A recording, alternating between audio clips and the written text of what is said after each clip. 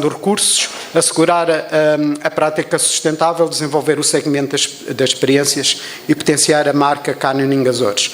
A partir daí, criaram-se então os eixos de ação: qualidade, comunicação, regulamentação, competitividade, qualificação dos técnicos de segurança e equipamento. Para cada um deles foi feito um conjunto de prioridades de ação: a segurança, a regulamentação, que foi feita em articulação com as próprias empresas, formação e qualificação, e o que é impressionante é que as empresas foram ao encontro da nossa visão para os Açores em termos de regulação e elas próprias e de exigências que o setor deve ter, e encontramos um eixo comum, que no planeamento deve ser assim. Nós sabemos que frequentemente o planeamento, nós temos as nossas ideias, que consideramos os idiotas, desculpem o termo, consideramos que somos quem trabalha no planeamento. A seguir fazemos um período de discussão pública e não deve ser isso. O planeamento hoje parte de auscultar as pessoas, depois faz a proposta e a seguir vai-se a discussão pública. E foi isso que nós fizemos: envolver as diferentes pessoas, promoção, informação e qualificação dos recursos. Fizemos aqui tem exemplos de ações específicas para alguns dos pontos: a regulamentação, segurança. Também fizemos para as tecnologias de informação e comunicação numa lógica holística de uma plataforma que conseguisse estar ligada quer à proteção civil, quer ao ambiente, quer à monitorização dos equipamentos e fazer a verificação das pessoas, dos horários nas ribeiras, de entradas, saídas, etc. E para conclusão, os resultados confirmam que este produto apresenta grande potencial de desenvolvimento na região e são capazes de proporcionar experiências de grande valor aos turistas. A oferta de serviços de animação turística direcionada para atividades canyoning é prestada por empresas especializadas, bastante qualificadas. Contudo, urge a desenvolver e implementar um modelo de planeamento e de gestão do produto que, na prática, torne os Açores um destino de excelência e particularmente que assegure que não existem fatores de risco que criem risco não só para os praticantes, como para quem vende, mas também para o destino, porque há aqui uma componente de imagem muito significativa associada ao destino e há um trabalho que nós ainda temos esperança que venha a ser feito. Muito obrigado e desculpem este de ser tão...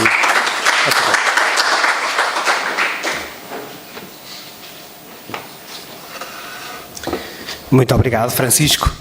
Passamos à próxima apresentação. Eu pedia para não derraparmos em termos de tempo para guardarem as questões e no final teríamos aqui os 4 palestrantes e colocávamos as questões todas. De seguida então temos o Mário Silva, que nos vem falar sobre Characterization of Tourism Product in IROPE Courses in Portugal. Os nossos palestrantes deste painel trouxeram alguns livros, alguns manuais que são produções deles, são produções nacionais, que depois poderão apresentar e que estarão, alguns deles pelo menos, à venda, certo? São produções da Escola de Turismo de... Depois eles as darão. E da Desnível e do autor. Já falamos mais um pouco sobre os manuais. Boa tarde a todos. Portanto, desde já obrigado pela presença, pela esta possibilidade de estar aqui presente neste fórum. Vinha aqui falar um bocadinho sobre o arborismo, portanto, aquilo que é um conceito também muito falado em Portugal dos parques de aventura, e apresentar aqui um bocadinho um estudo que fizemos numa lógica de caracterizar aqui o produto em Portugal, portanto, no contexto turístico, portanto, no contexto da animação turística. Portanto, desde logo temos aqui uma problemática que tem a ver com a designação, os termos utilizados. Portanto, estamos a falar de uma atividade que teve essencialmente 3 núcleos difusores que têm a ver com a Costa Rica, onde tem um conceito muito mais virado para uma perspectiva de interpretação ambiental, portanto, e de exploração da natureza e da floresta, inclusive uma lógica de investigação científica. Depois os Estados Unidos com uma lógica mais de desenvolvimento pessoal e trabalho em equipa, e depois aqui a França, onde este conceito ganhou uma dimensão mais comercial como produto de turismo de aventura. Em Portugal temos aqui também alguma indefinição do conceito. Há quem fale em arborismo, há quem fale em arborismo, há quem fale em parque aventura. Portanto, nós optamos por designar aqui por arborismo, sendo que muitas vezes está integrado naquilo que é o conceito e dentro dos parques de aventura. Portanto, em termos de levantamento da oferta, a primeira fase foi olharmos para aquilo que é o Registro Nacional de Agentes de Animação Turística e percebermos quais é que eram as empresas de animação turística que tinham registado atividades de arborismo e manobras de cordas. Portanto, desse levantamento resultou aqui 288 empresas que à partida desenvolviam esta atividade. Contudo, não acreditávamos que este fosse um número realista, porque não existem 288 parques de aventura em Portugal com este conceito de arborismo, e então fizemos um levantamento que foi entrar em contacto com estas empresas e chegamos a este valor de 53 empresas que operacionalizam a atividade em Portugal. Portanto, com base neste universo, aplicamos um questionário a estas empresas, dirigido àquilo que são os empresários e os gestores das empresas, e conseguimos uma amostra de 27 inquiridos, portanto, e uma representação de 50% do universo. Em termos de caracterização destes indivíduos, portanto, estamos a falar essencialmente de gestores e empresários do sexo masculino. A faixa etária mais representada é dos 36 a 45 anos.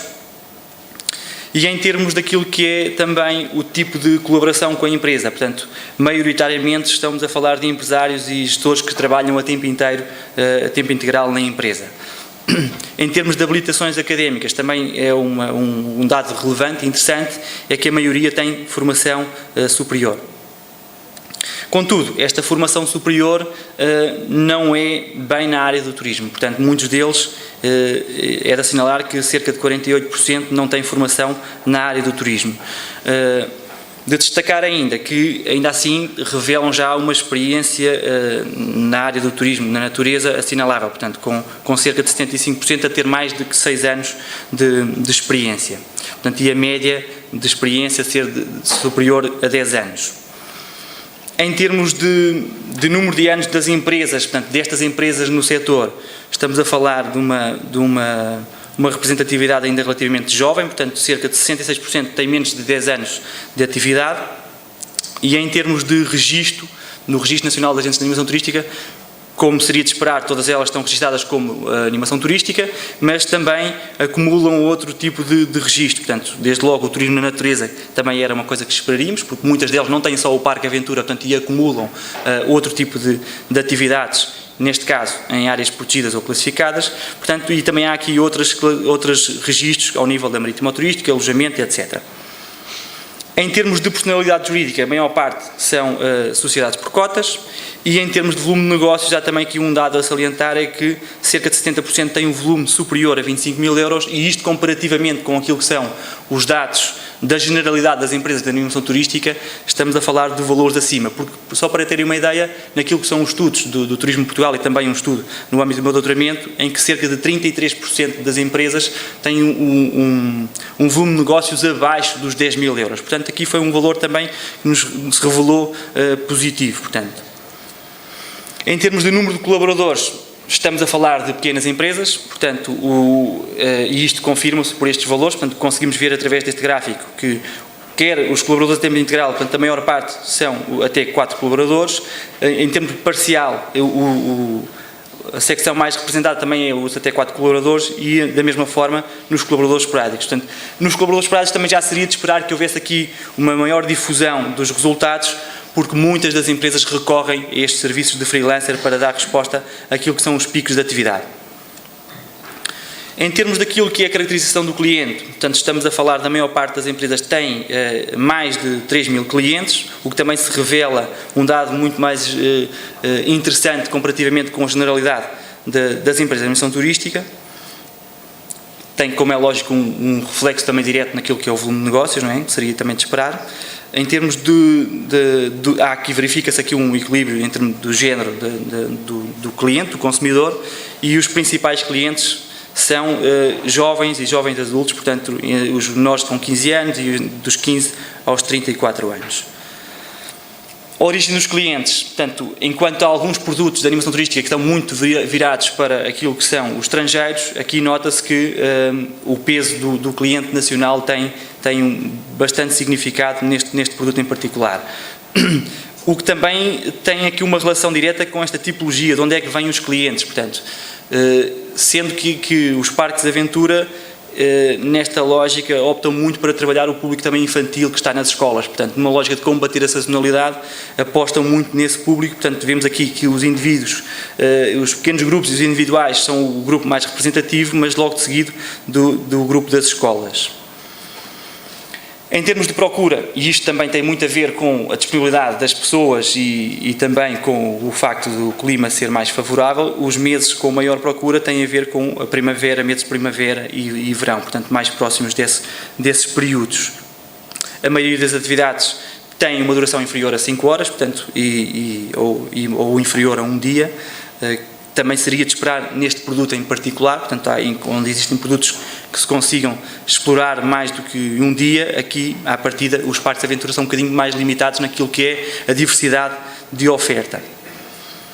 Em termos da forma como as empresas oferecem estas atividades, portanto, estamos a falar aqui de essencialmente assentes nas infraestruturas, portanto, nos parques de aventura, e também naquilo que são atividades guiadas, portanto, supervisionadas. Sendo que neste aspecto em particular, portanto, há também espaço para outras lógicas de oferecer a atividade, portanto, desde logo numa perspectiva de atividades autoguiadas, porque também alguns parques de aventura estão preparados para o ser feito dessa forma, para o cliente ser mais autónomo nessa perspectiva, muitas vezes sempre carecendo de supervisão, portanto, e para considerações finais, portanto, estamos a falar realmente de uma atividade que tem um volume de negócios médio superior à relação da generalidade das empresas. Estamos a falar de um produto que, nesta ótica de turismo de aventura, tem as suas particularidades, porque é muito assente naquilo que são as instalações que são construídas, portanto, muito numa base de criar condições para uma gestão do risco mais controlada, portanto, e ser uma oferta mais controlada. Estamos também a falar de uma perspectiva de prática que muitas vezes envolve o uso de equipamentos de segurança de uma forma autónoma, portanto, que os próprios parques permitem esta prática autónoma, portanto, isto tudo o que está associado a esta autonomia por parte do praticante, quer em termos de gestão do risco, quer em termos de autonomia e motivação do praticante. Portanto, e a salientar também aquilo que já vos falei há pouco, portanto, cerca de 80% da procura é representada, portanto, em 6 meses. Portanto, aqui uma grande concentração daquilo que é a procura deste produto. Portanto, obrigado pela vossa atenção. Penso que cumpri bem o tempo.